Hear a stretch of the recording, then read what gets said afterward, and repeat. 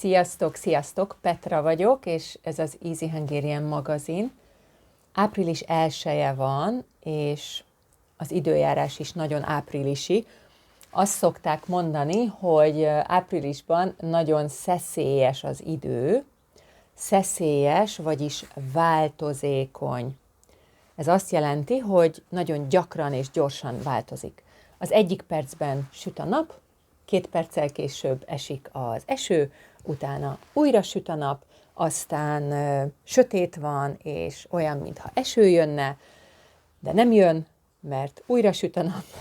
Tehát nagyon hektikus időjárás van általában áprilisban, és erre a változékony időjárásra azt mondják, hogy szeszélyes. És nem csak az időjárás lehet szeszélyes, hanem egy ember is.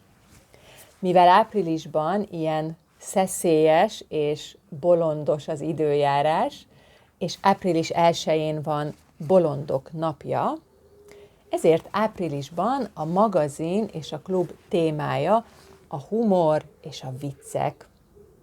Tudjátok, hogy minden hónapban van egy nagy téma, egy aktuális téma, és erről a témáról tudtok friss, új szövegeket olvasni a magazinban, és erről a témáról beszélgetünk a klubban. Persze, ha ott vagy a magazinban, akkor bármelyik szöveget, régi szövegeket is el tudod olvasni. Most körülbelül 250 szöveg van, úgyhogy nagyon sok témáról lehet olvasni, könnyű, rövid szövegeket. Ha ezt a videót érted, tehát érted, amit most mondok, akkor körülbelül a magazin szövegeket is fogod érteni.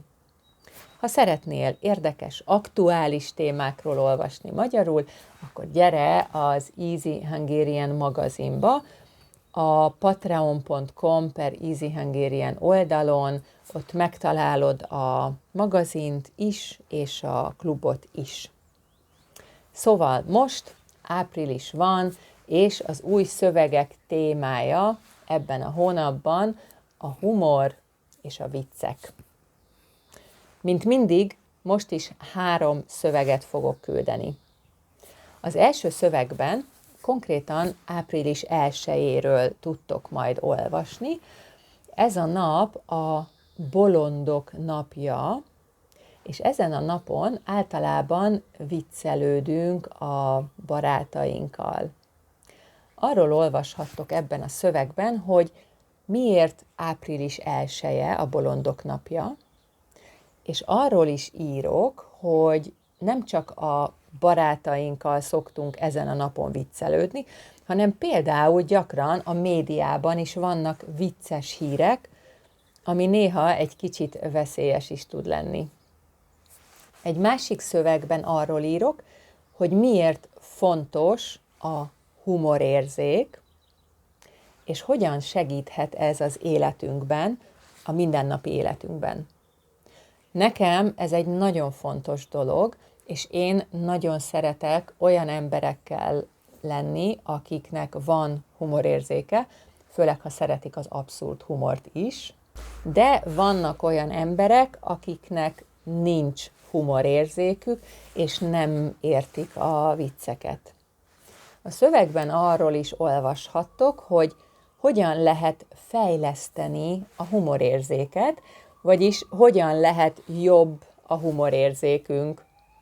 Szerintem ez nagyon izgalmas, hogyan lehet dolgozni azon, hogy jobb legyen a humorérzékünk. És természetesen lesz egy harmadik szöveg is, ami Chuck Norrisról szól.